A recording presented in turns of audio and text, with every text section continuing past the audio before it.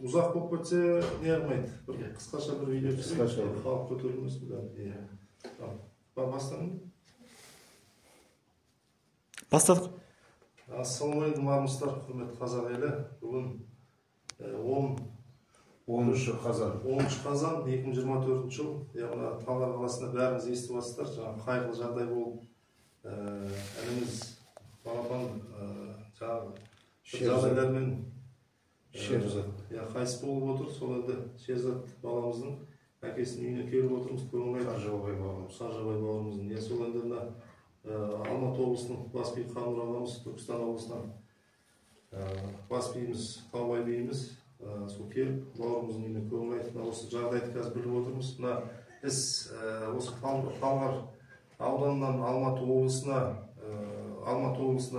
қазір алып кеткен, қазір Ген прокуратураның және де МВД-ның контролінде тұр. 7 жігіт осы іспен қамалған. Қазір енді бәрі заң жүзінде шешілетін болады. Енді бауырым өзіңіз айтып өтсеңіз.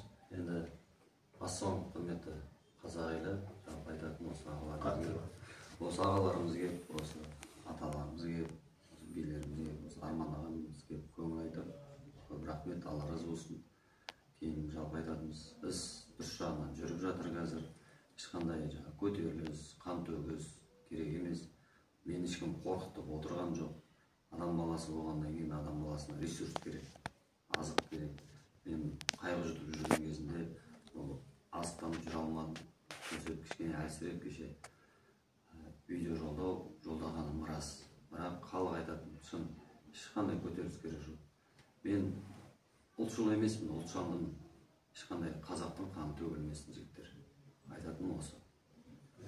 Адам болайық, бар болайық. Істің бәріміз бақылап қарап отырамыз. Заң жүзінде бәрі шешілсін.